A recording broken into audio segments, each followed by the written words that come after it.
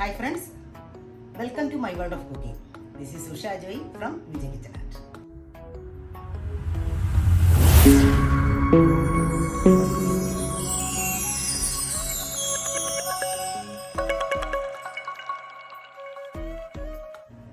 ഇന്ന് നമ്മുടെ Friday special ലഞ്ചിന് ഒരു എളുപ്പ പണിയാണ് ഉണ്ടാക്കിയിരിക്കുന്നത്. ചിക്കൻ ബിരിയാണി. നമുക്കറിയാം, ബിരിയാണി എന്ന് പറയുമ്പോൾ ഒത്തിരി കറികൾ വേണ്ട, നമ്മുടെ കട്ടിങ് സമയം ഇതെല്ലാം ലാഭമാണ്, വളരെ എളുപ്പത്തിൽ ചെയ്യാൻ പറ്റുന്ന ഒരു സാധനമാണ്. അപ്പോൾ ഇന്ന് ഒരു എളുപ്പ പരിപാടി ആയിക്കോട്ടെ എന്ന് വിചാരിച്ച് ചിക്കൻ ബിരിയാണി ഉണ്ടാക്കിയിട്ടുണ്ട്.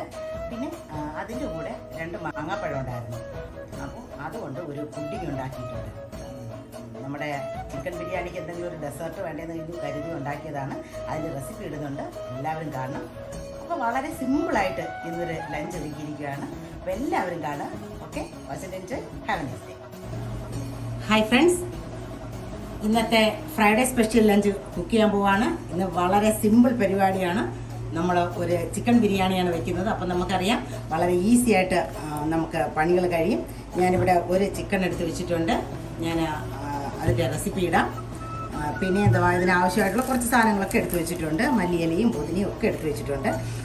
പിന്നെ പ്രധാനമായിട്ടൊന്ന് ചെയ്യുന്നത്, ഞാൻ 2 മാങ്ങ മേടിച്ചത് സൗദി മാങ്ങയാണ്. എത്രത്തോളം കൊള്ളാമെന്ന് നമുക്കറിയില്ല, പക്ഷേ എന്നാലും അതുകൊണ്ട് ഒരു മാംഗോ പുഡിംഗ് ഉണ്ടാക്കുവാണ്. അപ്പോൾ നമ്മുടെ ലഞ്ചിന് ഒരു ഡെസേർട്ടായിട്ട്. അപ്പോൾ ഈ മാംഗോ പുഡിംഗ് വളരെ എളുപ്പത്തിൽ നമുക്ക് ഉണ്ടാക്കാം. അതിൻ്റെ റെസിപ്പിയുടെ എല്ലാവരും കാണണം. അപ്പോൾ നമുക്കിനി നമ്മുടെ കുക്കിങ്ങിലോട്ട് പോകാം. ഞാൻ നമ്മുടെ ബിരിയാണിക്കുള്ള ചിക്കൻ മാരിനേറ്റ് ചെയ്ത് കഴിഞ്ഞു. ഇതെന്തായാലും അരമണിക്കൂർ ഫ്രിഡ്ജിലിരിക്കണം.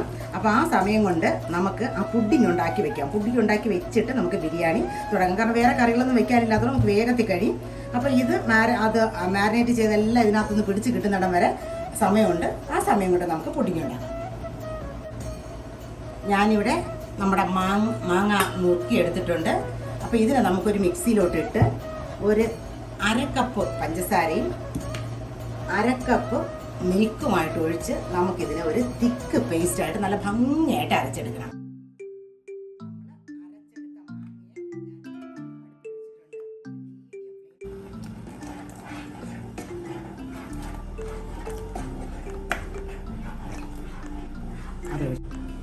നമ്മുടെ ചിക്കൻ മാരിനേറ്റ് ചെയ്ത് വെച്ചിട്ട് ഞാൻ നമ്മുടെ മാംഗോ പുഡിംഗ് റെഡിയാക്കിയിട്ടുണ്ട്. നല്ല അടിപൊളിയായിട്ടുണ്ട്. ഇതിൻ്റെ റെസിപ്പി ഇടും കേട്ടോ, എല്ലാവരും കാണാം. വളരെ ടേസ്റ്റിയാണ്.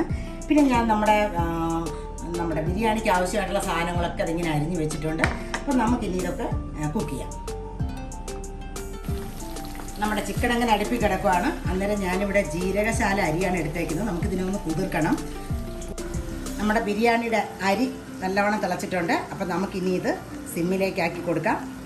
ഇനി വെള്ളം പറ്റി കിട്ടിയാൽ മതി. ആ നേരം നമ്മുടെ ചിക്കനും ആയി കിട്ടും. ചിക്കൻ്റെ ഞാനിതേണ്ട ഒരു സെറ്റിങ്ങോട്ട് വറുത്ത് മാറ്റി അടുത്ത 2ാമത്തെ ബാച്ച് ഇട്ട് കൊടുത്തിട്ടുണ്ട്. അപ്പോൾ ഇത് സിമ്മിലേക്കാക്കി നമുക്ക് അടച്ചു വയ്ക്കാം. നമുക്കിതിൽ ഉപ്പ്, ചോറായത് കാരണം കുറച്ച് ഏറെ ഉപ്പ് വേണ്ടി വരും. അത്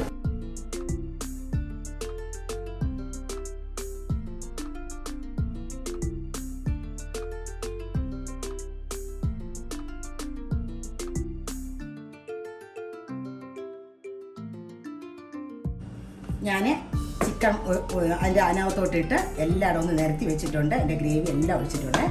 ഇനി നമ്മൾ കോരി മാറ്റി വെച്ചിരുന്ന ചോറ് ഇതിൻ്റെ പുറത്തേക്ക് ഇട്ട് കൊടുക്കാം.